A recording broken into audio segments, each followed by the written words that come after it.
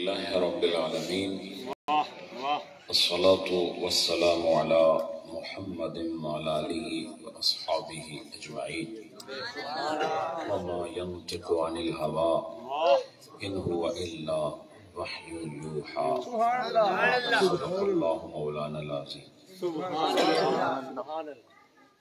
وفي مقام آخر قال الله عز وجل سبحان اللہ وعلم آدم الأسماء كلها سبحان اللہ وفي مقام آخر قال الله تبارك وتعالى سبحان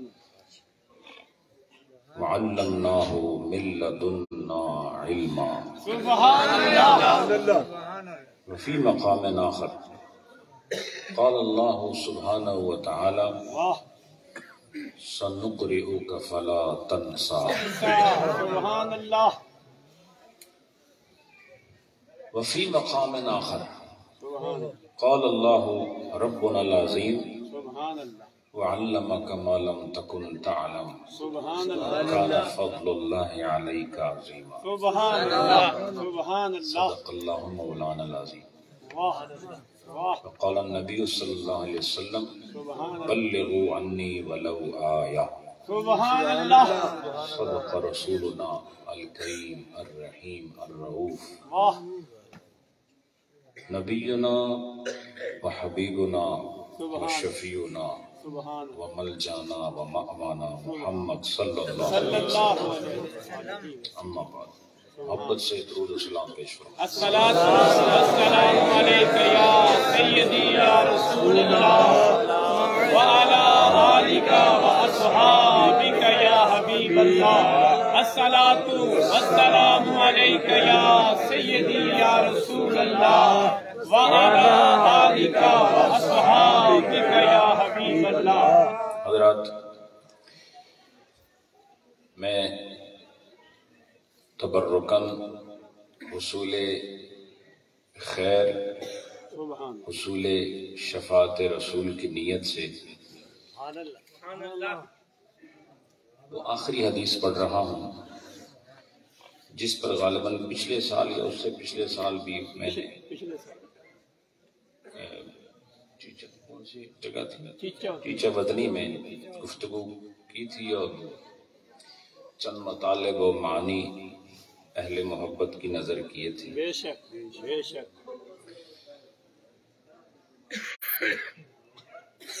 اس حدیث کے روات میں جو صحابی رسول حضرت ابو ہریرہ رضی اللہ تعالیٰ عنہ اس کے راوی ہیں اور بخاری شریف کی آخری حدیث ہے. سبحان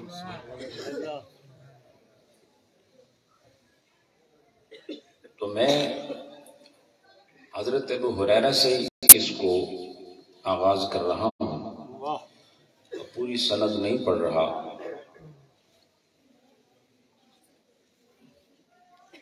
اس لیے کہ میں یہ آپ سے پڑھوا رہا ہوں. واہ واہ بعض جو صیغ ہیں ہو سکتا ہے آپ کی زبان پر جاری نہ ہو. بے شک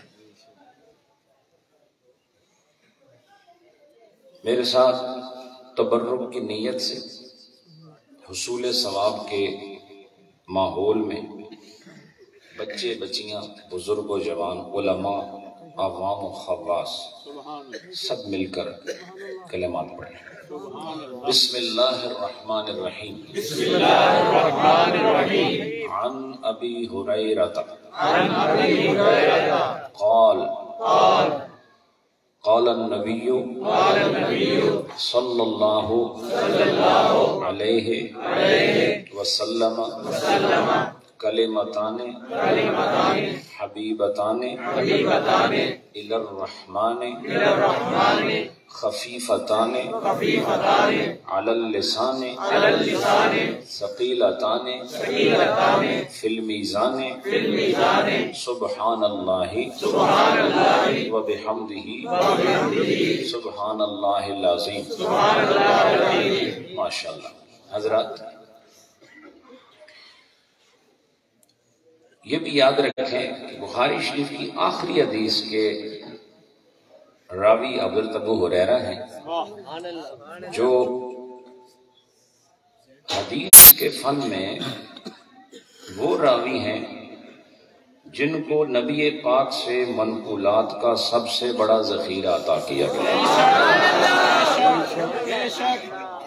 نبی پاک نے جس طرح سے ان کو علم عطا فرمایا، جس طرح انہوں نے چادر پھیلائی، اور نبی پاک نے دست شفقت اور دست عارفانہ سے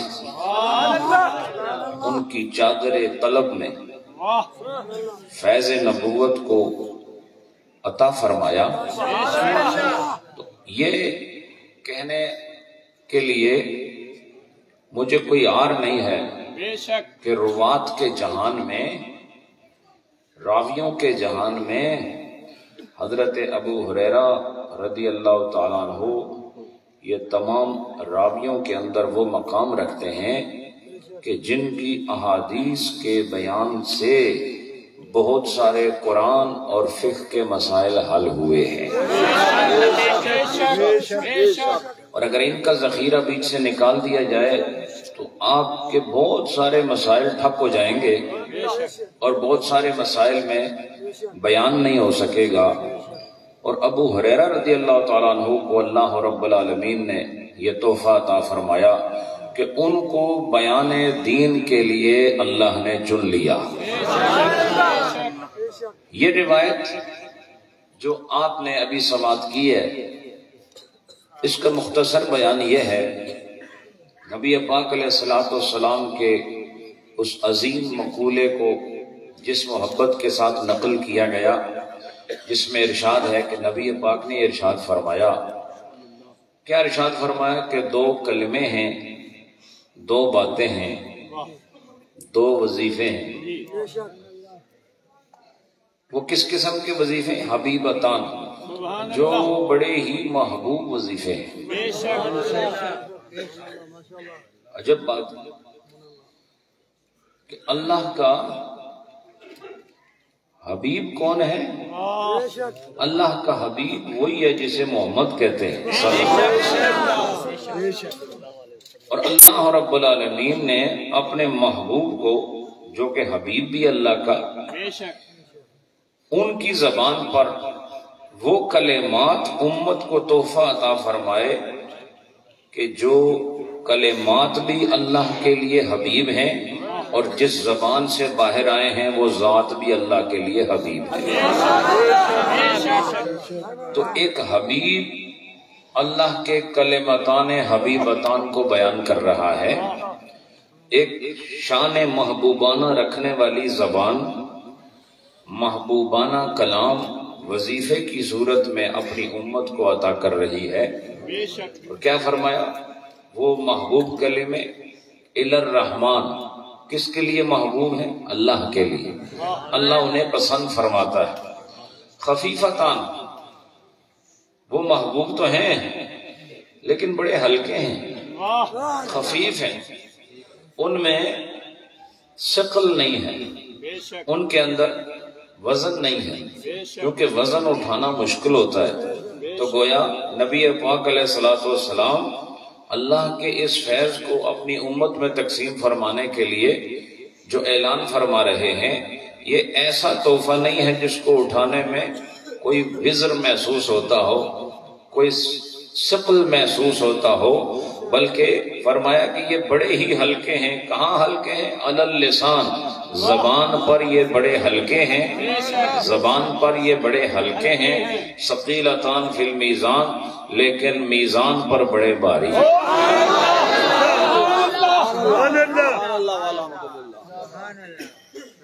زبان پر ہلکے ہیں لیکن میزان میں بڑے بھاری ہیں۔ حضرات، اسی طرح جس نے نبی پاک علیہ السلام کے دین کو قبول کیا، اس کے جتنے بھی اعمال ہیں وہ سب ہلکے ہیں، وہ سب ہلکے ہیں۔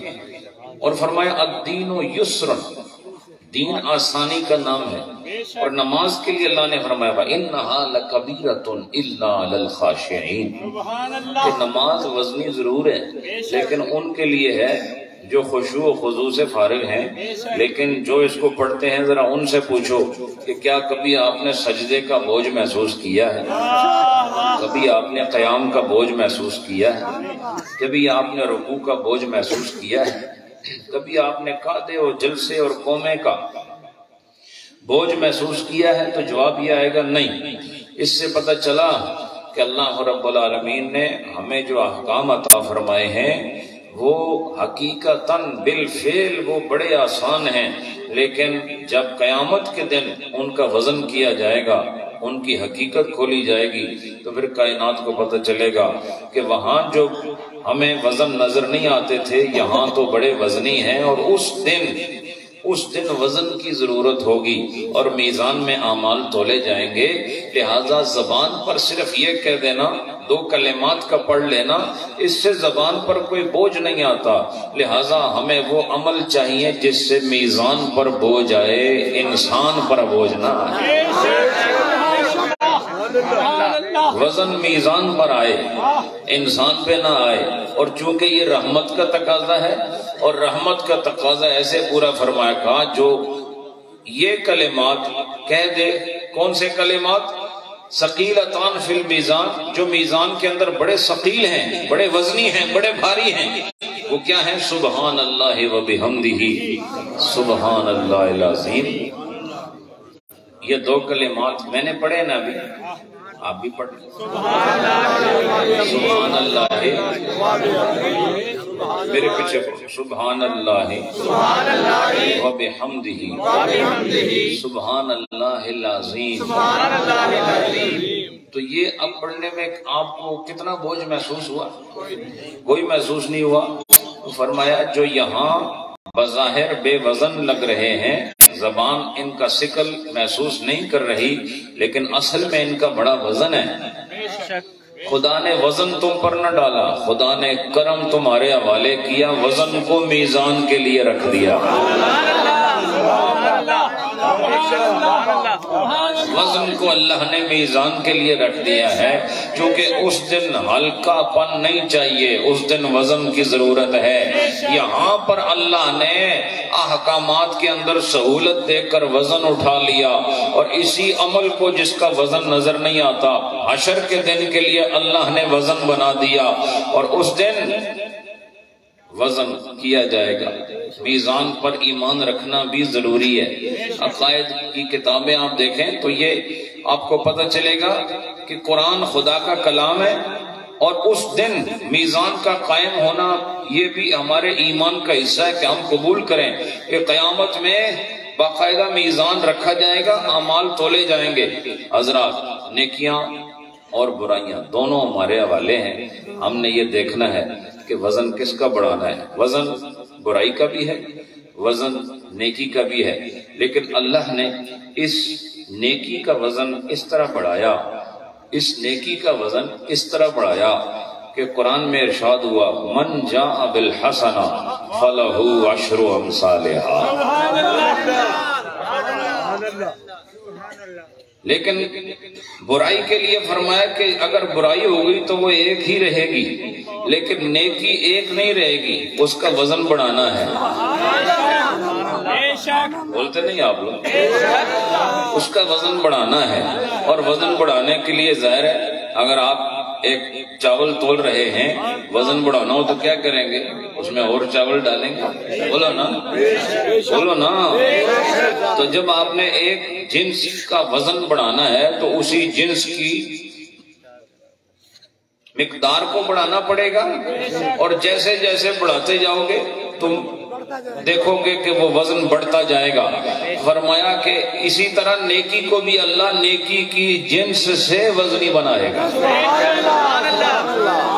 نیکی کو نیکی کی جنس سے اتنا وزنی کر دے گا کہ برائیاں یہ بہت دور چلی جائیں گی اور نیکیاں وزن میں زیادہ ثابت ہوں گی۔ نتیجہ کیا کہ نبی کے غلام کا بیڑا پار ہو جائے گا۔ لہذا جس آدمی نے 1 سال کی نماز پڑھی، میزان میں 10 سال کی رکھی جائیں گی۔ نہیں سمجھے آپ؟ جس آدمی نے 10 سال روزے رکھے تو اس کے میزان میں 10 سال کے روزے، 1 سال کا روزہ نہیں ہوگا، 10 سال کے روزے ہوں گے۔ جس آدمی نے 1 حج کیا اس کے پلڑے میں 1 حج نہیں رکھا جائے گا بلکہ 10 حج رکھے جائیں گے۔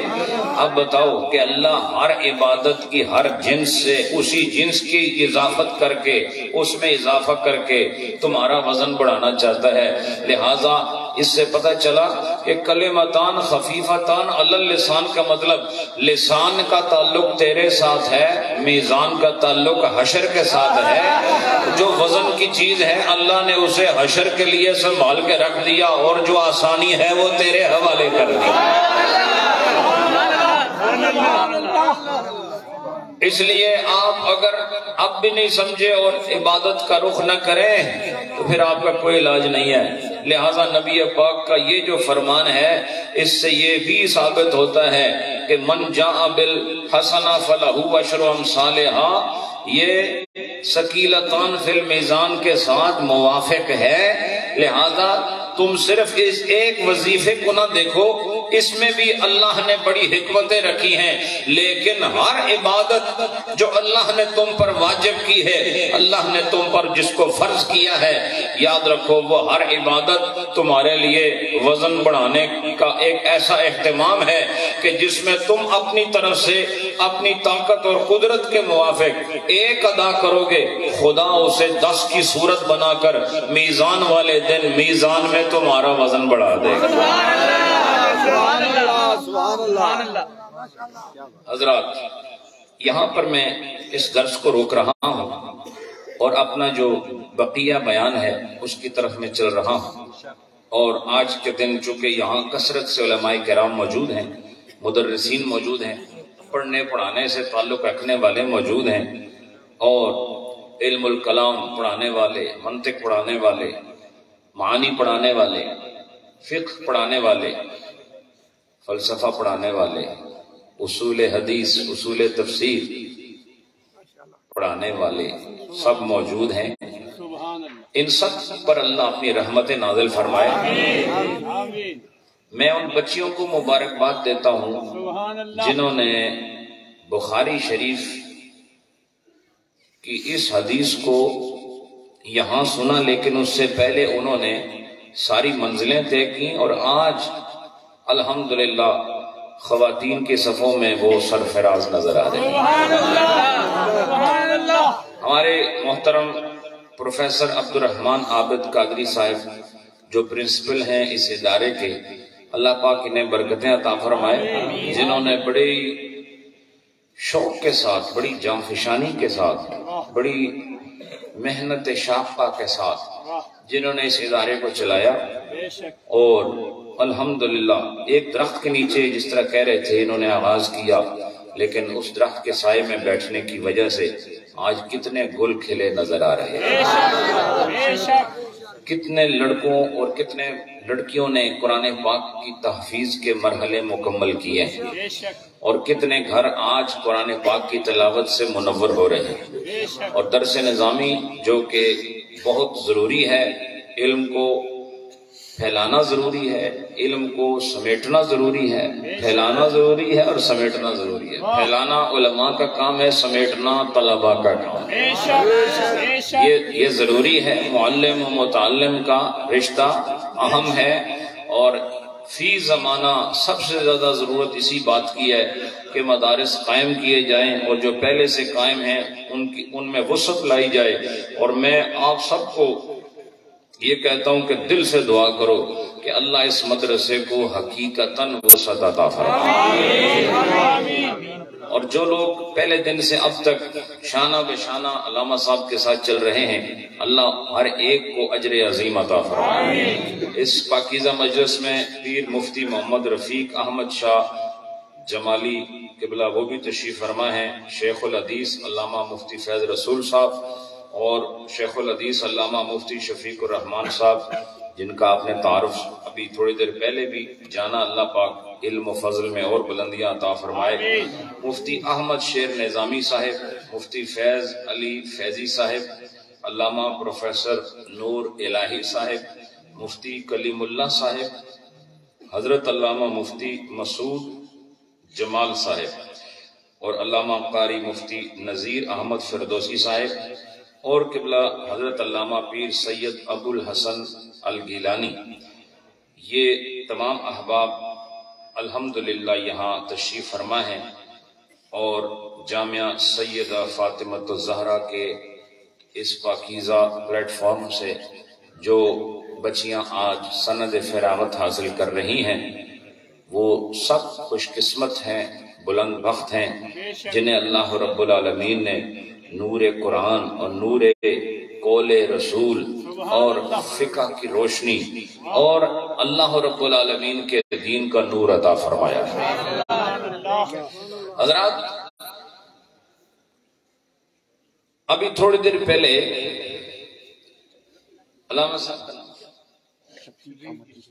حضرت علامہ شفیق احمد چشتی صاحب کی آپ نے عقیدے پر مشتمل گفتگو کو سماعت کیا ہے۔ انہوں نے جو باتیں کی ہیں وہ صحیح ہیں اور ہم تائید کرتے ہیں، اور میں یہی کہنا چاہتا ہوں کہ پچھلی 2-3 مجلسوں میں نے ایک قول نقل کیا حضرت صدیق اکبر رضی اللہ عنہ کا، وہ یہاں بھی نقل کر دیتے ہیں کہ آپ نے یہ ارشاد فرمایا کہ حق کو آپ نے اشخاص سے نہیں پہچاننا بلکہ آپ نے اشخاص کو حق سے پہچاننا، اور اس کا مفہوم یہی ہے کہ شخصیت پرستی کے دام فریب میں آ کر آپ نے حق کے نورانی چہرے سے منہ نہیں پھیرنا بلکہ حق کے آئینے میں اس چہرے کو دیکھنا ہے کہ وہ چہرہ اس میں نظر آتا ہے کہ نہیں۔ اور آپ نے یہ بھی جانا کہ موجودہ زمانے میں اور اس وقت میں جو فتنے سر اٹھا رہے ہیں، اور آپ نے اس کی بابت آستانہ عالیہ نیریہ شریف کے حوالے سے بھی ان کا بیان سنا ہے۔ میں تائید کرتا ہوں ان کے جملے کی کہ واقعی ہمارے ایک ہاتھ میں حضرت علی کا دامن ہے، دوسرے ہاتھ میں صدیق اکبر کا دامن۔ ہمارا گزارا نہ آل کے بغیر ہے نہ اصحاب کے بغیر۔ ہمارے لیے یہ دونوں ایسے ہیں جیسے جسم اور روح ہوتے ہیں، صرف روح ہو تو فائدہ نہیں اور صرف جسم ہو تب بھی فائدہ نہیں، یہ دونوں ملیں تو حیات متحقق ہوتی ہے۔ اور صحابہ و اہل بیت دونوں سامنے رکھ کر تم اپنے ایمان کا اظہار کرو تو تمہارا ایمان متحقق ہوتا ہے۔ اور یہ بھی یاد رکھیں کہ ہمارے اندر نہ رافضیت کی گنجائش ہے نہ ناصبیت کی گنجائش ہے، نہ خارجیت کی گنجائش ہے۔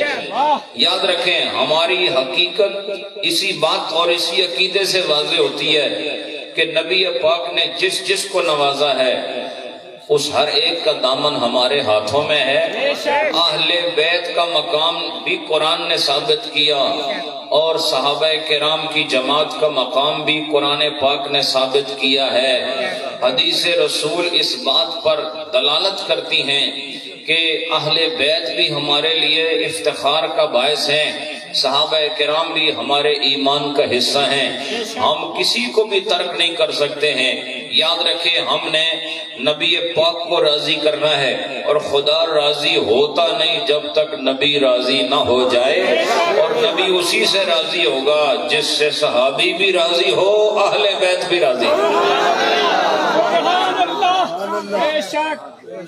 اور یہ دو جماعتیں جن سے راضی ہو گئیں نبی اس سے راضی ہو جائیں گے، اور نبی راضی ہو گئے تو خدا بھی راضی ہو جائے گا۔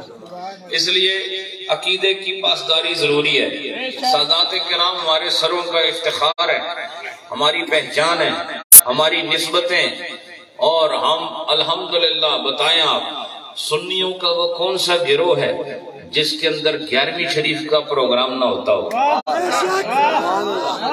وہ چشتیاں تو بھی 11ویں کر رہے ہیں، قادریاں تو وہ بھی 11ویں کر رہے ہیں، نقشبندیاں تو وہ بھی 11ویں کر رہے ہیں، اور جو سہروردی ہیں وہ بھی 11ویں کر رہے ہیں. وجہ کیا ہے؟ سب مانتے ہیں اس کو کہ اہل بیت کے بغیر ہمارا گزارا ہو ہی نہیں سکتا، ان کے بغیر ہمارا گزارا ہو نہیں سکتا. اور یاد رکھیں ابھی جو حدیث پیش کی ہے اس کے راوی کون ہے؟ یہ اہل بیت میں سے نہیں ہے، یہ صحابی رسول ہے.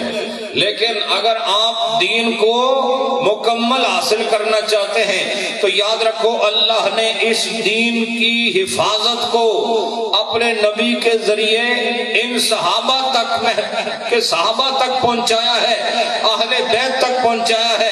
آج اگر قرآن اسی مجسم صورت میں آپ کے پاس موجود ہے اور ایک جلد کے اندر موجود ہے، ایک مصحف کے اندر موجود ہے اور ایک قرات پر قائم ہے، اور اسے درخت کی چھالوں سے، پتھروں سے اور صحابہ کے سینوں سے اکٹھا کر کے ایک کتاب میں جس نے جمع کیا ہے، یاد رکھو وہ بھی نبی کا صحابی ہے، اور جس نے آپ کو نبی کا قول بتایا اور جس نے آپ کے لیے نبی کی روایت کا راوی بن کر نبی کے اقوال و افعال و احوال کو آپ تک ضبط کے ساتھ، حفاظت کے ساتھ پہنچایا ہے، یہ جماعت صحابہ کرام کی ہے. مجھے یہ کہنے میں کوئی ہار محسوس نہیں ہوتا کہ اگر آج تم قرآن کو قرآن مانتے ہو تو دیکھو اس کا سبب بھی نبی پاک کے وہ صحابہ ہیں جنہوں نے قرآن اپنے سینوں سے بچا کر تمہارے سینوں کے حوالے کیا. یہ قرآن اگر قرآن ہے تو کیا دلیل ہے، اور حدیث اگر حدیث ہے تو کیا دلیل ہے. میں یہ کہہ رہا ہوں پورے دین کا دار و مدار ان صحابہ پر ہے جو راوی بنے ہیں قول رسول کے، اور جو محافظ بنے ہیں وحی رب العالمین کے، جنہوں نے قرآن بھی تمہارے حوالے کیا، نبی کا فرمان بھی تمہارے حوالے کیا ہے. آج فقہ کا وجود، فلسفے کا وجود، اور ہمارے حلال و حرام کا وجود، ہماری شریعت کا وجود اور اللہ کے احکامات کا وجود اگر تمہارے پاس پوری حفاظت کے ساتھ موجود ہے تو اس کا سبب بھی نبی پاک کے صحابہ کی جماعت ہے.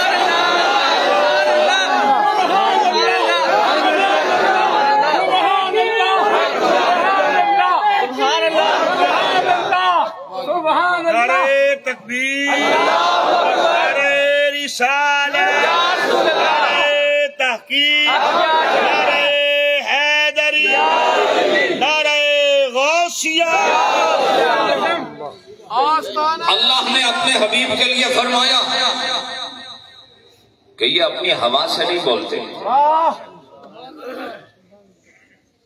یہ ان کا جو نطق کلام ہے وہ از طریق ہوا نہیں ہے بلکہ وہ من عند اللہ ہے، وہ اللہ کی طرف سے ہے. یہ جو بولتے ہیں نا ویسے عام جو بولتے ہیں وہ بھی اپنی ہوا سے نہیں بولتے، خواہش نفس سے نہیں بولتے، لیکن جب یہ بولتے ہیں تو ہماری طرف سے وحی ہوتی ہے، وحی ہوتی ہے. اور علماء نے ہمیں بتایا کہ ایک وحی وہ ہے جس کی تلاوت ہوتی ہے اور ایک وحی وہ ہے جس کی تلاوت نہیں ہوتی، اور فرمائے جس کی تلاوت ہوتی ہے وہ قرآن ہے، اور جس کی تلاوت باقاعدہ تلاوت کی نیت سے نہیں ہوتی وہ قول رسول اللہ ہے. دونوں پر وحی کا اطلاق ہے، وحی مطلوب اور وحی غیر مطلوب. فرمایا جس کی تلاوت ہے وہ قرآن ہے، اور جس کی تلاوت نہیں، جس کا صرف پڑھنا ہے، جس کا صرف پڑھنا ہے، پڑھانا ہے، وہ وحی غیر مطلوب ان ہے. کون سی وحی؟ جو نبی پاک کی زبان سے ارشاد ہوا. یہ ایک ہی چشمہ ہے، یہ ایک ہی دریا ہے، یہ ایک ہی مقام ہے جہاں سے قرآن بھی باہر آ رہا ہے اور اس کا اپنا کلام بھی باہر آ رہا ہے. وہ جو حدیث بنتا ہے وہ بھی اسی چشمے سے باہر آ رہا ہے، وہ جو قرآن بنتا ہے وہ بھی یہی سے باہر آ رہا ہے. پتہ چلا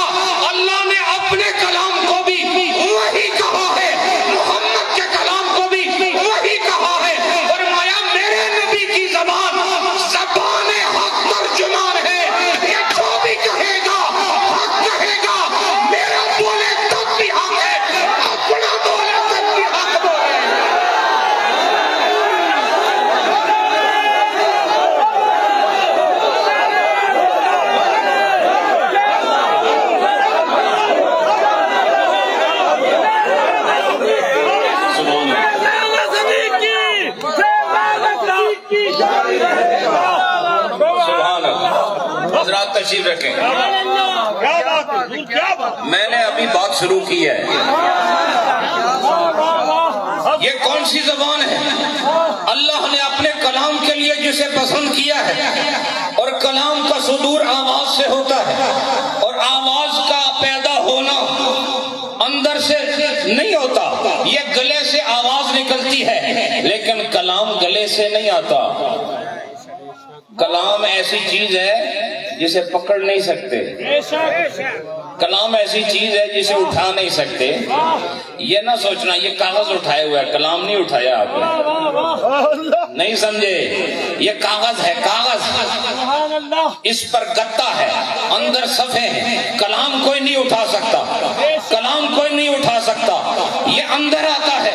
اللہ نے اپنے کلام کے لیے جس سینے کو منتخب فرمایا وہ سینہ بھی میرے نبی کا ہے، اور جس زبان کو منتخب فرمایا وہ زبان بھی میرے نبی کی ہے، اور جس لغت کو پسند فرمایا وہ لغت بھی میرے نبی کی ہے، اور جس آواز کو پسند فرمایا وہ آواز بھی میرے نبی کی ہے. لہذا اللہ نے مزاج ایسا بنا دیا کہ جو میں دوں گا اسے اپنا کلام کہہ کر وہ بھی میرا ہوگا، اور جو یہ خود سے کہے گا وہ اس کا کب ہوگا وہ بھی میرا ہی ہوگا. ایک میرا ذاتی کلام ہے، اور دوسرا میرا وہ کلام ہے جو میرے کلام کا ممد ہوگا، مفسر ہوگا، اس کے لیے بیان کی حیثیت رکھے گا. اس لیے اللہ نے کہا میرا قرآن سمجھنے کے لیے محمد والے قرآن کو ساتھ میں لانا.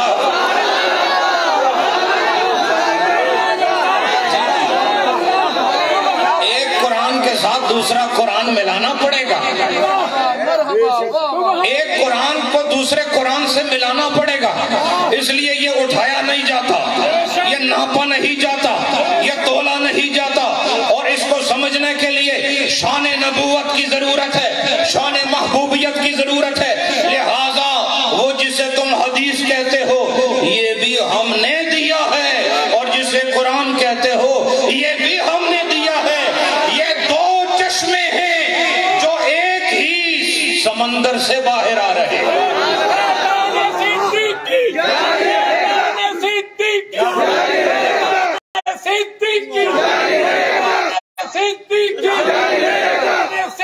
سبحان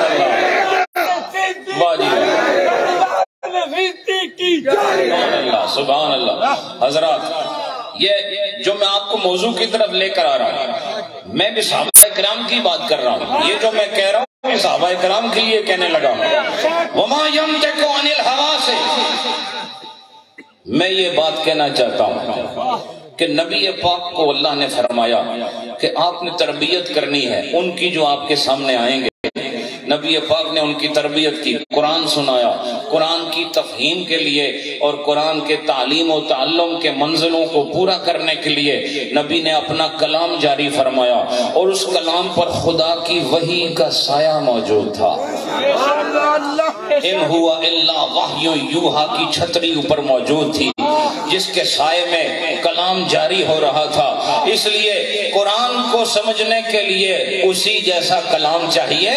اللہ نے اسی مرتبے کا کلام اپنے نبی کے دل پر نازل کیا. فرق یہ ہے کہ ایک مطلوب ہے ایک غیر مطلوب ہے، ایک کی تلاوت ہوتی ہے ایک کی تلاوت نہیں ہوتی.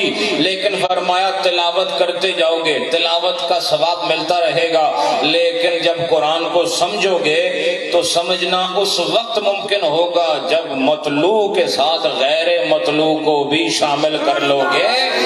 جب معبود کی عبادت میں تم غیر معبود کی محبت شامل کر لو گے.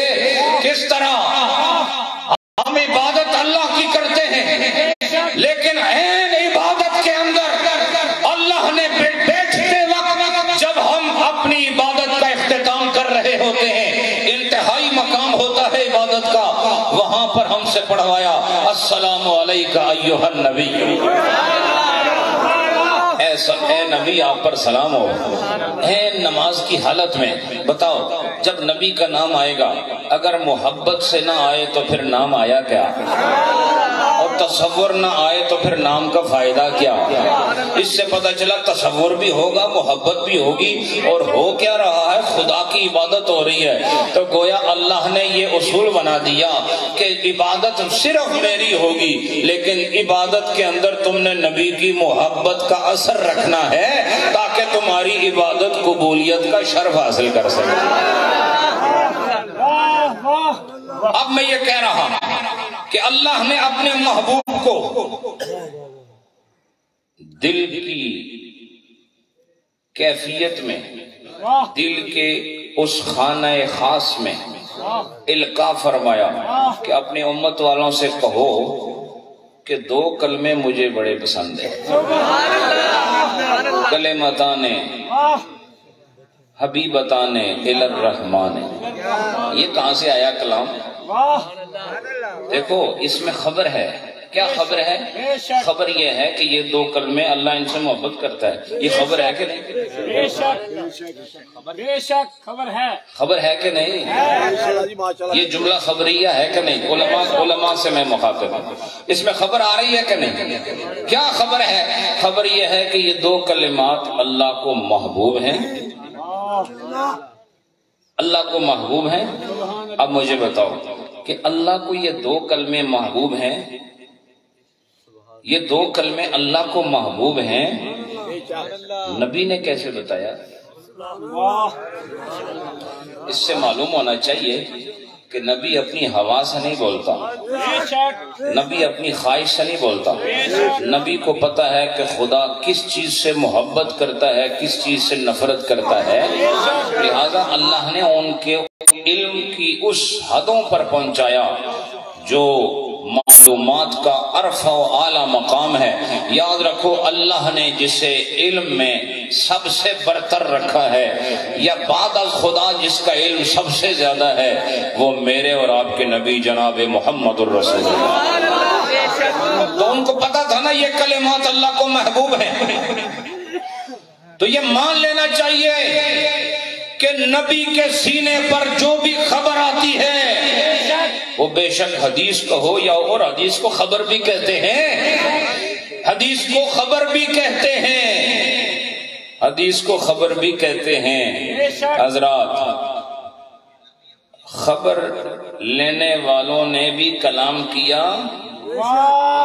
اب میں علماء کی طرف بڑھ رہا ہوں۔ خبر لینے والوں نے مخبر سے خبر لی اور اس قابل ہو گئے کہ وہ اثر کہنے لگے۔ نہیں سمجھے؟ نہیں سمجھے؟ میں اہل علم سے کہہ رہا ہوں کہ مخبر سے خبر لینے کے اہل جب خبر لے چکے تو اس قابل ہوئے کہ وہ اثر کہنے لگے۔ اثر کہنے لگے۔ اصطلاح احادیث میں یاد رکھو، جس نے نخبہ پڑھی ہے اس کو میری بات سمجھ آ گئی ہے۔ فرمایا یہ صحابی کا قول، اس کو اثر کہتے ہیں اور وہ اثر سا کے ساتھ ہے۔ میں یہ سمجھتا ہوں کہ اثر ان کے قول کو یہ مقام اثریت کا کہاں سے ملا کہ یہ پہلے اثر کہنے والے نہیں تھے، پہلے یہ اسیر ہوئے پھر اثر کہنے والے بنے۔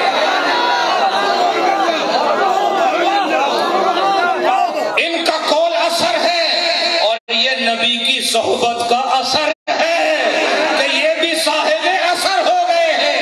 اور یاد رکھو ان کا مزاج بھی نبی کے مزاج والا ہو گیا۔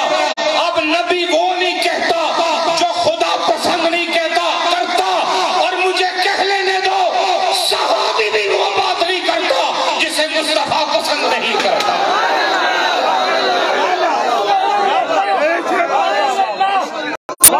اس سے یہ ثابت ہوا وَمَا يَنْتِقُ عَنِ الْهَوَىٰ، یہ خدا اپنے نبی کے لیے کہہ رہا ہے، اور صحابی کا قول اثر بنا تو ثابت ہوا یہ صحابی بھی ایسی بات نہیں کرتے جو ہوا سے ہو، بلکہ ان کی باتوں پر بھی مصطفیٰ کی باتوں کا اثر رہتا ہے۔ یہ اپنی مرضی سے نہیں کہتے بلکہ یہ بھی صاحبان اثر ہیں، اس لیے ان سے اثر کا صدور ہوا۔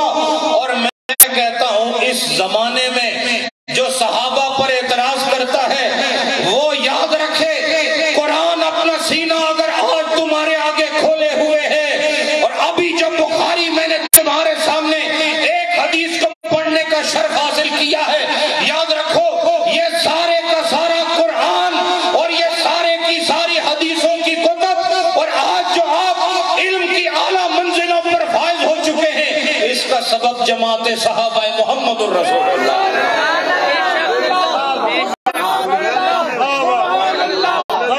مجھے بتاؤ کوئی ایک صحابی بتاؤ جس نے نبی کے قول کی مخالفت میں اپنا قول لایا؟ کوئی صحابی نہیں حضرات، ہو ہی نہیں سکتا۔ ماشاءاللہ شاہ صاحب فرما رہے ہیں ہو ہی نہیں سکتا، اور جب یہ سید کہے تو ہمارا سر فخر سے بلند ہو۔ صحابی میرے نبی کا تربیت یافتہ ہے، اسی لیے نبی پاک نے گارنٹی دے دی تھی، فَبِأَيِّهِمْ اقْتَدَيْتُمْ اهْتَدَيْتُمْ، جڑا بھی تو انہوں لبا چنگا ہی ہو سی، پیچھے چلے ہو تو انشاءاللہ منزل تے پہنچا کے چھوڑ سی۔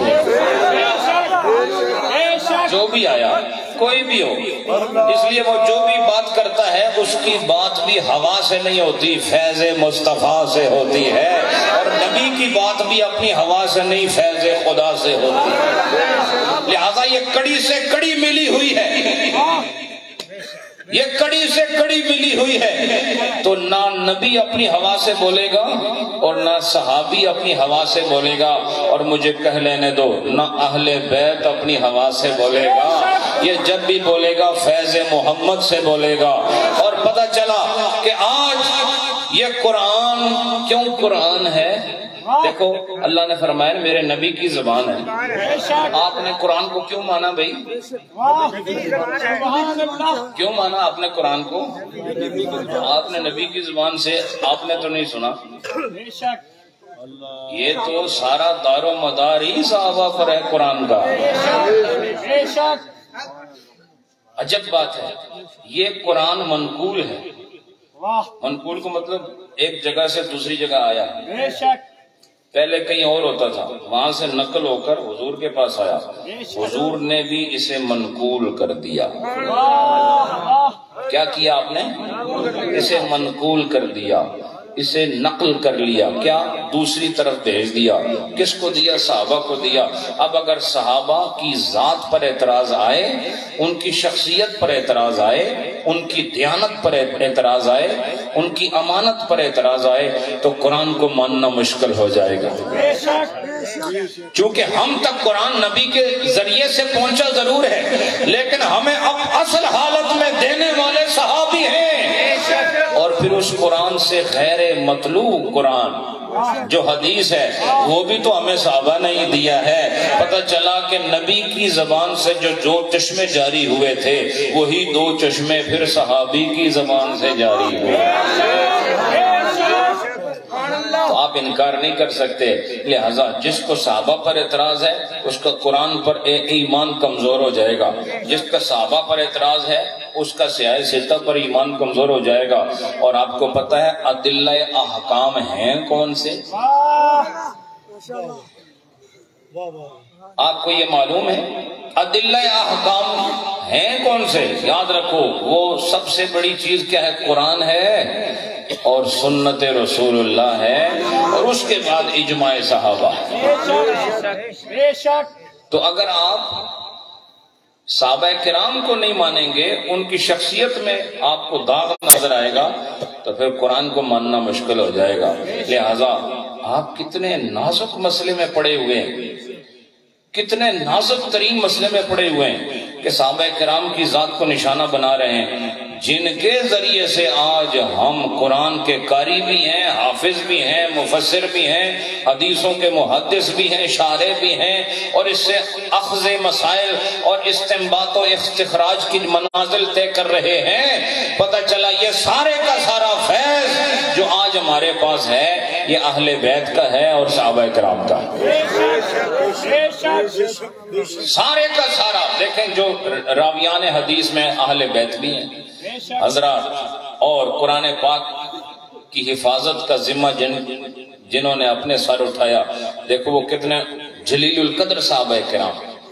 حضرات یہ سب کچھ تو میں نے آپ کو بیان اس لیے کیا تاکہ آپ قطعاً ایسے آدمی کے پاس نہ جائیں جو آپ کو اہل بیت کی شان میں گستاخی کرتا نظر آئے یا صحابہ کرام کی شان میں بے ادبی کرتا نظر آئے. اس لیے کہ اللہ رب العالمین نے بذریعہ رسول اللہ ہمیں یہ پیغام دے دیا ہے کہ آپ کے بعد وہی لوگ کامیاب ہوں گے جن کے ایک ہاتھ میں صحابہ کا دامن ہوگا، دوسرے ہاتھ میں اہل بیت کا دامن. اب تھوڑا سا ہم صوفیانہ ماحول میں ذرا معلومات کسے کہتے ہیں اس کو بھی جان لیں. علم کہتے ہیں جاننے کو. بہت ساری اس کی تعریفیں ہیں. بعض نے کہا یہ جو ظن کا جو ضد ہے وہ علم ہے، کہ آدمی کو ظن ہو یا ضد الابہام، بندے کو کسی چیز میں شبہ ہو تو اس کو رفع کرنے کے لیے جو چیز آپ کے لیے فائدہ مند ہوتی ہے اسے علم کہا جاتا ہے. لیکن مختصر بات یہ کہ جاننے کو علم کہتے ہیں، جاننے والے کو عالم کہتے ہیں، اور جس چیز کو وہ جانتا ہے اسے معلوم کہتے ہیں. نہیں سمجھے؟ اللہ رب العالمین نے اپنے محبوب کے لیے فرمایا، پہلے یہ جان لیں کہ جاننا کتنی بڑی نعمت ہے. اللہ نے اپنے محبوب کے لیے بھی فرمایا کہ میں نے ان کو کتنا جاننے کا تحفہ دیا ہے. حضرت آدم علیہ السلام کے لیے بھی فرمایا، حضرت خضر علیہ السلام کے لیے بھی فرمایا. علم تو اللہ دیتا ہے، اپنے نبیوں کو سب سے زیادہ دیتا ہے. وَعَلَّمَ آدَمَ الْأَسْمَاءَ كُلَّهَا، اللہ نے علم دیا. وَعَلَّمْنَاهُ مِن لَّدُنَّا عِلْمًا، یہ بھی ایک علم ہے کہ اللہ نے اپنی جانب سے عطا فرمایا. اور یاد رکھو کہ نبی کو جو بھی ملتا ہے وہ یوں سمجھو کہ من لدنا ہی ہوتا ہے، اللہ کی طرف سے ہے کہ نہیں بھائی؟ بولو. اللہ کی طرف سے سارا علم تقسیم ہوتا ہے. صوفیہ نے فرمایا علم اتنا زیادہ ہے کہ اس کا احاطہ نہیں کیا جا سکتا. اس کا احاطہ نہیں کیا جا سکتا. تو وہ فرماتے ہیں عمر کم ہے، عمر کم ہے اور علم زیادہ ہے. اس لیے اگر تم ساری زندگی بھی علم حاصل کرنے میں لگا دو تو تمہاری عمر ختم ہو جائے گی، لیکن علم کے کروڑوں باپ پیچھے اسی طرح رہ جائیں گے. تم اس کا علی وجہ الکمال احاطہ نہیں کر سکتے. تم علم کلی کے محیط نہیں بن سکتے. تم اس کلی کے کل افراد کا احاطہ نہیں کر سکتے. اور فرمایا کوئی تو ایسا ہونا چاہیے، کوئی تو ایسا ہونا چاہیے نا، مثال کے لیے، نشانی کے لیے، بیان کے لیے ایک تو ایسا ہونا چاہیے جسے اللہ نے سب کچھ بتا دیا.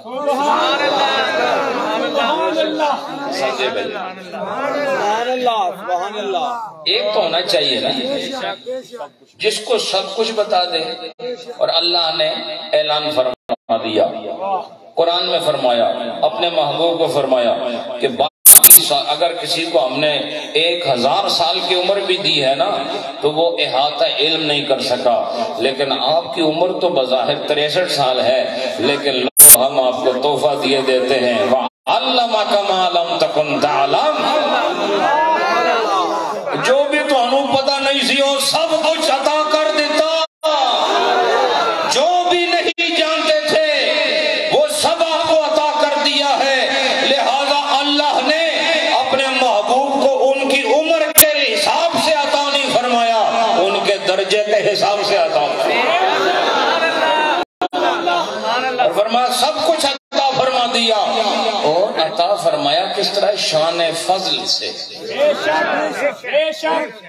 شان فضل سے یاد رکھو، فضل جب آ جائے تو پھر حدیں ختم ہو جاتی ہیں، فضل جب آ جائے تو پھر وہاں اصول ضابطے نہیں ہوتے، بس وہ خدا کے فیصلے ہوتے ہیں۔ وہ اپنے محبوب لوگوں کے لیے فیصلہ فرمائے از طریق فضل تو پھر وہ حدوں کو نہیں دیکھتا۔ اور اللہ نے ایک جملہ فرما دیا کہ جو بھی آپ نہیں جانتے تھے، اور اس سے ہم اہل سنت کا عقیدہ بھی بتا دیتے ہیں کہ جو کچھ آپ نہیں جانتے تھے کا لفظ اور کلمہ اور جملہ اللہ کی طرف سے صادر ہونا، یہ اس بات کو ثابت کرتا ہے کہ ہم نبی کو خدا نہیں مانتے، ہم خدا نہیں مانتے، کیونکہ اللہ نے فرمایا علمک، ہم نے آپ کو پڑھایا ہے۔ تو جس نے کسی سے پڑھا ہو وہ خدا نہیں ہو سکتا، جس نے کسی سے سیکھا ہو وہ اللہ نہیں ہو سکتا، اور جس نے سیکھا ہو وہ مخلوق ہوتا ہے۔ لہذا سنیوں کو نہ سمجھاؤ کہ اللہ کے ساتھ ملانا کیا ہوتا ہے۔ ہم علامہ کے صیغے سے یہ بات جانتے ہیں کہ محمد لینے والا ہے، خدا دینے والا ہے، دینے والا رب ہے، لینے والا محمد ہے۔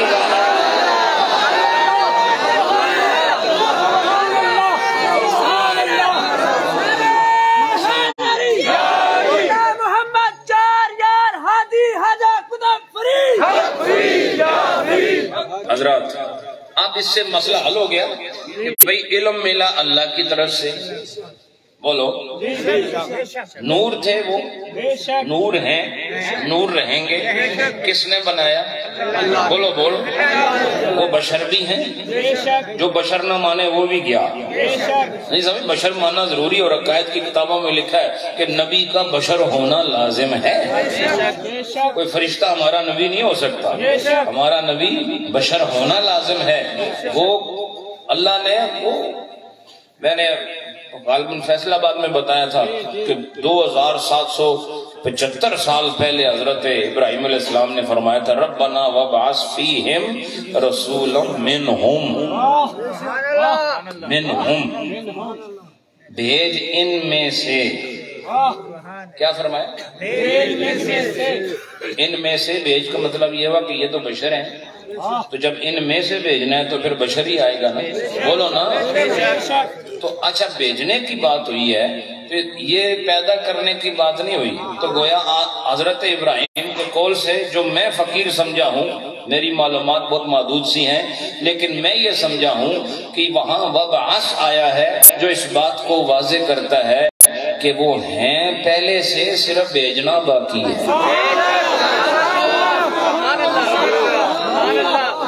یہ بعث کا مطلب بھیجنا ہوتا ہے، اور وابعث فیہم، ان میں بھیج دے رسولاً، ایک رسول جو منہم، انہی میں سے ہو۔ اس کا مطلب ہے وہ بشر سے ہونا لازم ہے، وہ رسول تو پہلے بھی ہیں لیکن ان میں سے ابھی نہیں ہیں۔ بھائی وہ رسول ہیں لیکن ان میں سے ابھی نہیں ہیں، لہذا فرمایا ادھر تو وہ رسول ہیں لیکن ان میں سے بھیج دے تاکہ ان میں سے بھی وہ رسول ہو جائے۔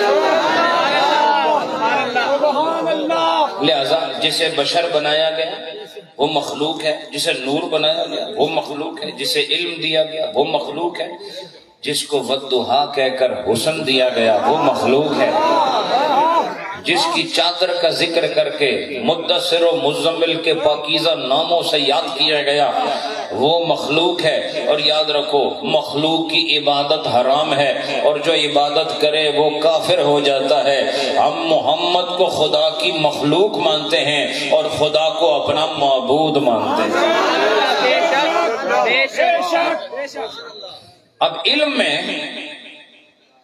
سب سے اعلیٰ کون ہے؟ مخلوق میں، مخلوق میں جس کا علم سب سے اعلیٰ ہے یہ وہ ہے جس کے لیے اللہ نے فرمایا وَعَلَّمَكَ مَا لَمْ تَكُنْ تَعْلَمُ۔ اللہ نے یہ بات فرشتے کو بھی نہیں کہی، اہل علم بیٹھے ہیں، اللہ نے یہ بات فرشتے کو بھی نہیں کہی کہ آپ تم جو نہیں جانتے، بلکہ فرشتوں نے تو عجز کا اظہار کیا۔ جب آدم علیہ السلام کو کھڑا کیا تھا، بولا نا، پوچھا تھا نا فرشتوں سے، پوچھا تھا کس طرح آئے؟ نہیں یہ تو وہ ہو گیا. آگے جب فرشتوں سے کہا تھا ہاں بس یہ ہے. فقال انبئونی، اللہ نے فرمایا دسو نا مینوں، خبر دیو نا کہ انبئونی باسماء ہؤلاء، مجھے نام بتاؤ نا، یہ جو چیزیں ہیں ان کے نام بتاؤ. اب بتاؤ اس میں جبریل کھڑے تھے کہ نہیں؟ بولتے نہیں آپ؟ میکائیل کھڑے تھے. اب باقی فرشتوں کے نام لینے کی ضرورت ہی نہیں ہے. وجہ لوگ سمجھتے ہیں جبریل نے حضور کو معاذ اللہ پڑھایا ہے، تو پڑھایا ہے تو نام کیوں نہیں بتائے؟ جی نام کیوں نہیں بتایا؟ اس صفحے ملائکہ میں جبریل موجود تھے کہ نہیں؟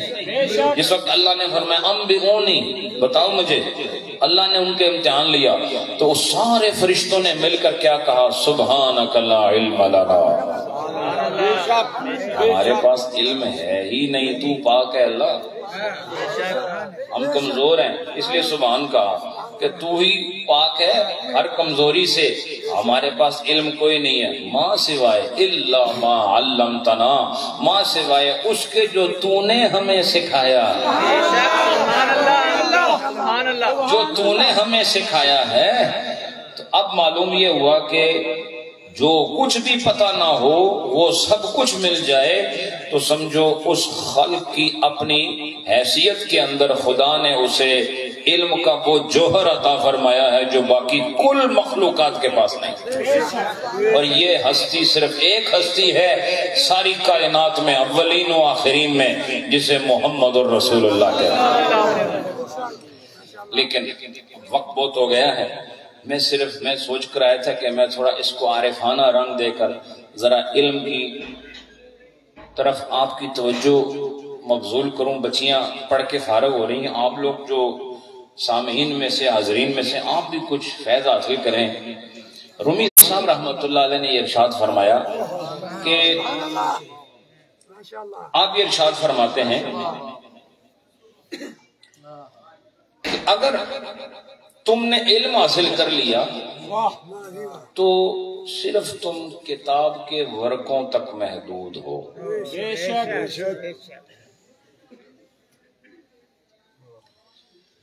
اگر تم نے ورقے تک محدود رہنا ہے تو پھر اس علم کا کوئی فائدہ نہیں. فرماتے علم کو اس طرح حاصل کرو کہ تمہارا سفر کتاب تک ہو، کتاب سے تم اگلی منزل کی طرف جاؤ، اور علم سے عمل کی طرف قدم بڑھا دو، جس کو عالم ربانی کہتے ہیں، جسے عالم ربانی کہا جاتا ہے. وہ صرف معلوم تک محدود نہیں رہتا بلکہ معمول تک سفر کرتا ہے. سمجھ آئی آپ کو؟ فرماتے ہیں اگر تم نے اس علم کو صرف لفظوں تک محدود رکھا اور دل کی نگری میں لے کر نہیں گئے اور معرفت کے جام نہ پیے، اور علم اس لیے نہیں پڑھا جاتا تاکہ آدمی عالم ہو جائے، بلکہ علم اس لیے پڑھا جاتا ہے تاکہ اس کے ذریعے سے روشنی ملے عمل کے لیے، اور عمل کر کے اپنے رب کو راضی کر لیا. علم کا اصل مقصد خدا کی رضا ہے. اب چاہے بخاری پڑھو یا قرآن کی تفسیر پڑھو، علم کا اصل مقصد خدا کی رضا ہے. اور فرمایا جس آدمی نے علم کو کانوں تک محدود رکھا، دماغ تک محدود رکھا، یہ صرف عالم ہے، خشک عالم ہے.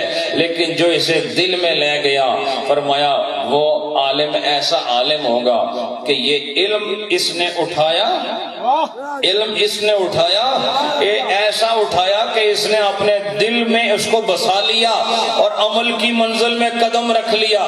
فرماتا ہے ایسا علم جس کو بندہ اٹھا کر معمول تک پہنچ جائے، اس کے بدلے میں پھر علم اس کو اٹھا لیتا، علم اس کو بلندیاں دے دیتا ہے، علم اس کو رفعت دے دیتا ہے. اور اللہ رب العالمین ایسا علم کن کو عطا فرماتا ہے؟ عارفین کو، عرفاء کو، فقراء کو، اولیاء کو۔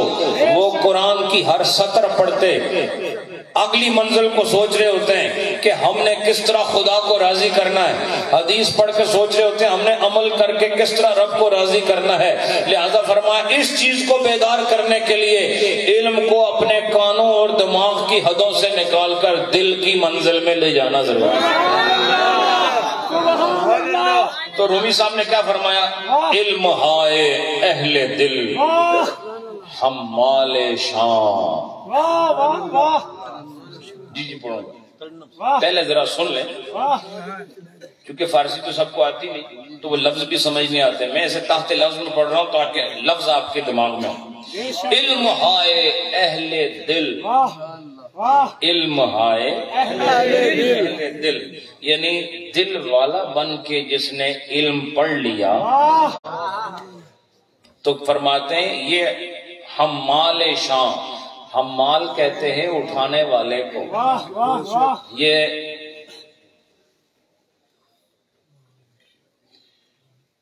سیغہ بڑا خوبصورت ہے۔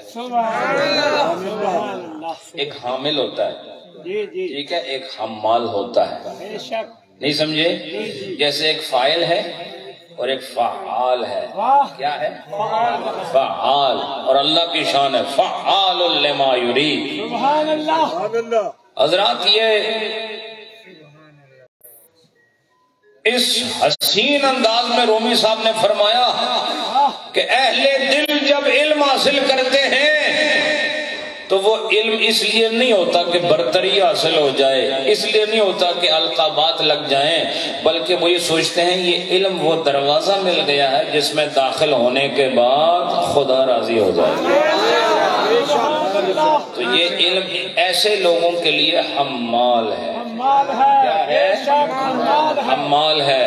اور فرمایا اگر ایسا نہ ہو تو فرماتے ہیں علم ہائے اہل تن، پہلے کیا فرماتا؟ علم ہائے اہل دل، اب کہہ رہے ہیں علم ہائے اہل تن، تن والوں کا علم کیا؟ یہ فرمایا احمال شان، احمال یہ حمل کی جمع ہے۔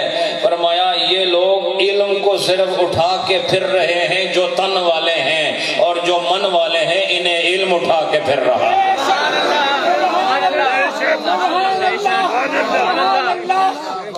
ایک نے علم کو اٹھایا ہوا ہے وہ تن والا ہے، اور دوسرا وہ ہے جسے علم نے اٹھا کے رکھا ہوا ہے یہ من والا ہے۔ فرمایا پڑھنے والوں من سے پڑھو، پڑھنے والوں صوفی بن کے پڑھو، پڑھنے والوں عاشق نبی بن کے پڑھو، صحیح العقیدہ ہو کے پڑھو، اور پڑھنے کے بعد کام کرنے والے بن جاؤ، اس علم کے عامل ہو جاؤ، اور جب تم نے اس علم کو عمل کی صورت دے دی تو یاد رکھو پھر تم نے علم کو نہیں اٹھانا، علم تمہیں اٹھا کے چلے گا۔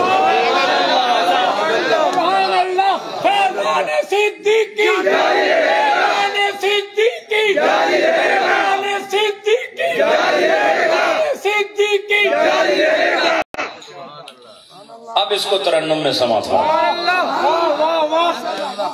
علم ہائے اہل دل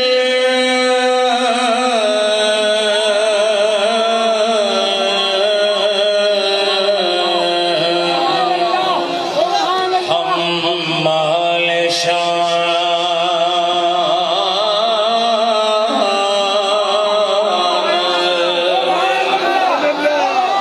علم ہائے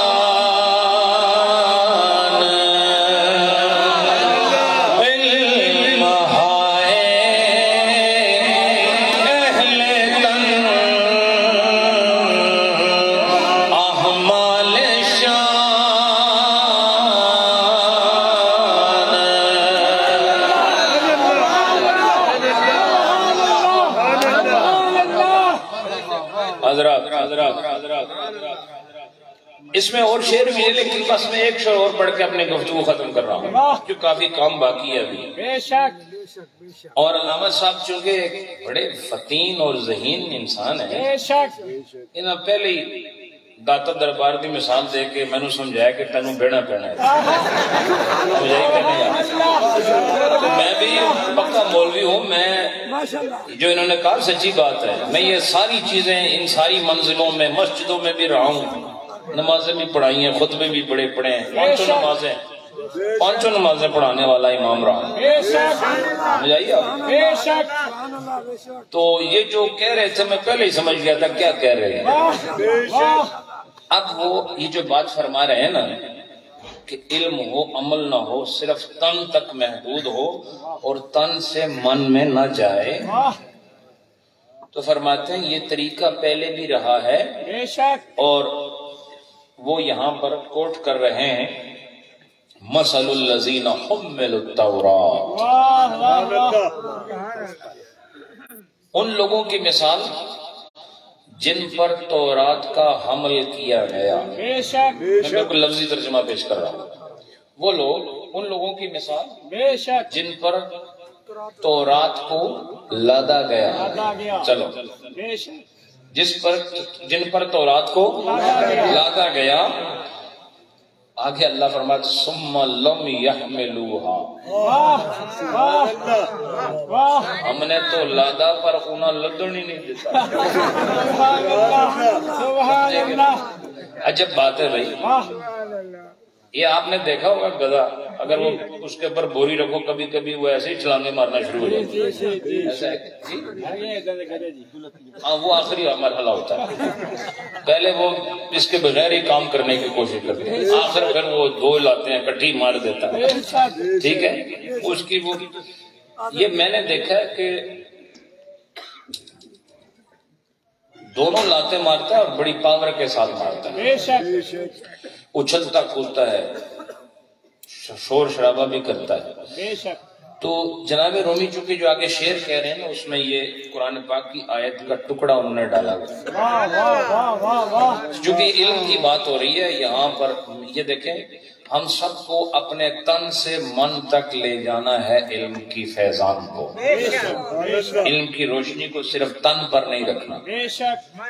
لوگ کہیں کہ یہ بہت بڑے عالم ہیں, یہ غلط بات ہے. لوگ یہ کہیں یہ بڑا تقوی والا انسان, تو سمجھ جاؤ کہ علم باہر سے اندر جا چکا ہے. صرف سر کے اندر رکھنا یہ علم عالم بنا سکتا ہے, کامل نہیں بنا سکتا. جو سر سے دل میں لے جائے اسے یہ عالم بھی بناتا ہے, کامل بھی بناتا ہے. تو اب آیت قرآنی کا دیسی ترجمہ کیا ہے کہ اسی انہاں دے اتے تورات نو لدیا ثم لم يحملوها, تو اس تو بعد انہاں اے بوجھ اٹھایا ہی, انہوں نے بوجھ کو اٹھایا نہیں, حالانکہ تورات ان کے پاس تھی. ایسا تو نہیں کہ انہوں نے تورات پھینک دی تھی, تورات ان کے پاس تھی. پھر بھی اللہ نے کیا فرمایا لم يحملوها, کیا فرمایا انہوں نے تورات کو اٹھایا ہی نہیں. اللہ کہتا ہے دیکھیں اب میں بتاتا ہوں کہ حملو تحمیل اس چیز کو کہتے ہیں, اے میں کونوں دھیان اے لو اے چکو, اس کو تحمیل کہتے ہیں. بے شک کیا کہتے ہیں بھئی اس کو تحمیل. اور اگر آپ اس کو اٹھا لیں تو اس کو حمل کہتے ہیں. اب جو خاصیات ہے وہ آپ جانتے ہیں, ان کو پتہ ہے میں کیا کہہ رہا ہوں. جی بے شک. تحمیل کیا ہے, یہ لو پکڑو, تو وہ آپ تحمیل کر رہے ہیں, وہ تعمیل کرتے ہوئے حمل کرے. تو اللہ نے ان دونوں صیغوں کا ذکر فرما دیا. فرمایا ہم نے تحمیل کا عمل کیا, ان کے اوپر رکھی, تو لم یحملو انہوں نے حمل کیا ہی نہیں, انہوں نے اٹھایا ہی نہیں. اور مجھے بتاؤ کہ جس عورت کا حمل گر جائے نقصان ہوتا ہے؟ ہوتا ہے. بولو نا. پریشانی ہوتی ہے تو یوں سمجھو کہ وہ فیض روحانی کا حمل بھی ان سے گر گیا. نہیں سمجھے کہ حمل گرنا عورتوں میں نہیں، یہ قرآن سے ثابت ہے کہ ان کا حمل نہیں ٹھہر سکا اور حمل گر گیا اور فیض ضائع ہو گیا. اور آج تو رات اپنی اصل صورت میں ہے ہی نہیں، ہوتی بھی ہے اصل صورت میں ہے اللہ کے پاس، لیکن ہوتی بھی تو ہمارے لیے اب حرف اول اور حرف آخر قرآن ہی ہے. تو اللہ نے کیا فرمایا؟ کمثل الحمار یحمل اسفارا، فرمایا ان کی مثال اس گدھے کی طرح ہے جس نے اپنے اوپر کتابیں لادی ہوئی. اچھا اب دیکھو، حمار کا نام لے کے یحمل فرما رہا ہے، یہ یہاں حمل کا ذکر آ گیا. گدھے نے حمل کیا ہوا ہے، اس نے کتابیں اٹھائی ہوئی ہیں، تو ان کے لیے فرمایا لم یحملوها. تو یہ مثال کیسے درست ہوگی؟ ان کے لیے تو کہا کہ انہوں نے اٹھایا ہی نہیں، اور اللہ مثال دے رہا ہے ان کی مثال ایسے جیسے گدھے نے کتابیں اٹھائی ہوئی ہیں. تو ایک طرف حمل کا ثبوت ہے اور دوسری طرف حمل کا انکار ہے. بھئی جب لم داخل ہو جائے اس فعل پر تو کیا معنی دیتا ہے؟ اس کا مطلب وقوع فعل نہیں ہوا، وقوع فعل نہیں ہوا. اور کمثل الحمار یحمل، یہاں وقوع فعل ہو رہا ہے. اس سے پتہ چلا کتاب اٹھانے والے کو کتاب اٹھانے والا نہیں کہتے، کتاب کو من میں بسانے والے کو اٹھانے والا کہتے.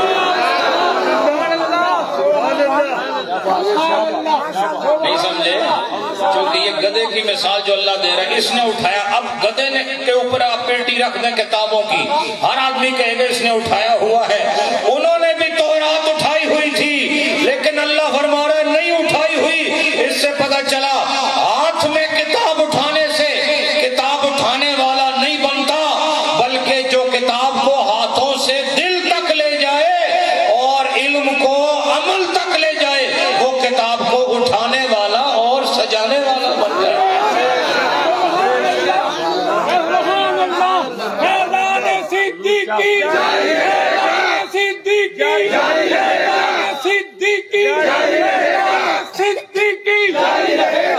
تو آج کے بعد میں نے تو کوشش کرنی ہے کہ جو ہم پڑھتے ہیں وہ سر سے دل میں جائے، سر تک جائے. نہیں سمجھے؟ سر سے سر تک جائے، اور وہ مقام سر قلب کو کہتے ہیں. تو لہذا اس سر تک اگر علم کو محدود رکھا تو پھر تم اٹھانے والے نہیں بن سکتے. حمل گرانے کی ضرورت نہیں، وہ تو تورات کی بات کرتے ہیں، ہم قرآن کی بات کر رہے ہیں. حضرات جس نے یہ اٹھایا اسے سر سے لے کے دل تک اسے اٹھائے رکھنا ہے، اور عمل کے ذریعے سے ثابت کرنا ہے کہ ہم نے اسے سر پر بھی اٹھا رکھا ہے، دل میں بھی بسا رکھا ہے. اب اس کو بھی ذرا آپ تحت لفظ میں پہلے سن لیں، پھر انشاءاللہ گفتگو کو سمیٹتے ہیں. گفت عزت، اللہ نے فرمایا سبحان اللہ، یحمل اسفارہ. یہ دیکھیں رومی صاحب کا کلام جو ہے وہ قرآن و حدیث کا نچوڑ ہے. کہیں کہیں آپ آیت کے ایسے ایسے ٹکڑے لگاتے ہیں، سجاتے ہیں کہ آدمی کی عقل حیران رہ جاتی ہے. اور انشاءاللہ میں آتا جاتا تو رہوں گا، میں آپ کو سناتا رہوں گا. آج خوشی ہو رہی ہے، آج خوشی ہو رہی ہے. جس طرح میں برمنگم میں درس مثنوی دیتا ہوں اور میرے یمین و یسار برطانیہ کے اجل علماء کرام تشریف فرما ہوتے ہیں اور مجھے دعائیں دے رہے ہوتے ہیں. آج بھی دعائیں دینے کے لیے بڑی خوبصورت جماعت موجود ہے. سبحان اللہ. گفت عزت یحمل اسفارہ، بار باشد علم کان نبوت زہو. اب اس کا مفہوم کیا ہے؟ رومی رحمت اللہ علیہ نے ارشاد فرمایا کہ اللہ رب العالمین نے صرف کتاب کو اٹھانے والے ان کا ذکر فرمایا کہ وہ کتاب اٹھاتے ہیں. کہتے ہیں ہمارے پاس قرآن ہے، ہمارے پاس کتاب ہے، اس سے بات نہیں بنے گی، دل کو ٹٹول کے دیکھنا ہے۔ یہ کھڑکی کھول کے دیکھنی ادھر بھی کوئی شعائیں آ رہی ہیں کہ نہیں، اور جس کا علم دل تک آ جائے یقیناً وہ عمل کر لیتا۔ جب تک یہ سر میں رہے آدمی کا سر جھکتا نہیں ہے، اور جیسے یہ دل میں آ جائے تو آدمی کا سر جھک جاتا۔ سمجھ آئی کہ نہیں آپ کو؟ تو فرماتے ہیں کہ ایسا علم بار ہے،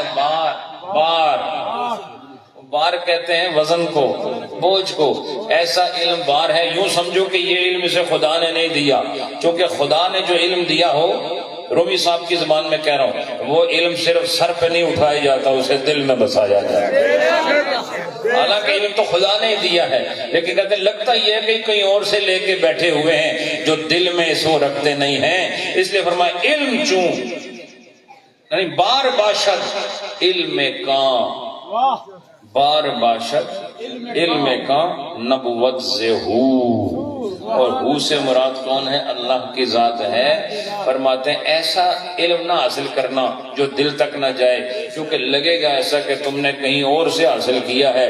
جنہوں نے اسے سر سے دل تک پہنچایا وہ اپنی صورت اور اپنی سیرت سے ثابت کرتے ہیں کہ اسی نے ہمیں نوازا ہے، یہ علم بھی اسی نے دیا ہے اور سجدے میں بھی اسی نے گرایا ہے۔ گفت عزت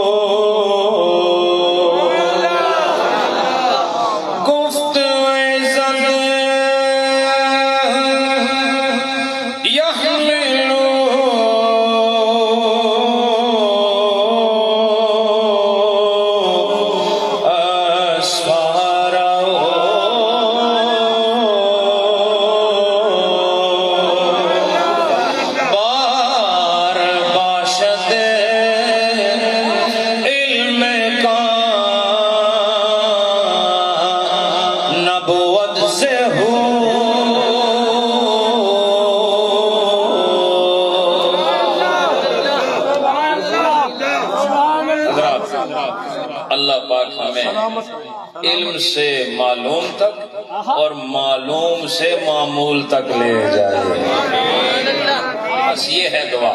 اللہ پاک علامہ صاحب کو بڑی برکتیں عطا فرمائے، تو اتنے کثیر علماء کی زیارت کا بھی موقع دیا اور آپ سے کچھ بولنے کا بھی موقع دیا، اور میں جو ان سب میں سب سے کم علم میرے پاس ہے، مجھ سے حدیث پڑھائی ہے، اللہ پاک انہیں برکتیں عطا فرمائے اور بچیوں کا مستقبل تابناک فرمائے۔ جو بچے یہاں سے پڑھ کے جا چکے ہیں اللہ ان کا مستقبل بھی روشن فرمائے۔ اللہ پاک دو جہانوں کی برکتیں ساری جمعیت کو نصیب فرمائے۔ سبحان اللہ، سبحان اللہ، سبحان اللہ۔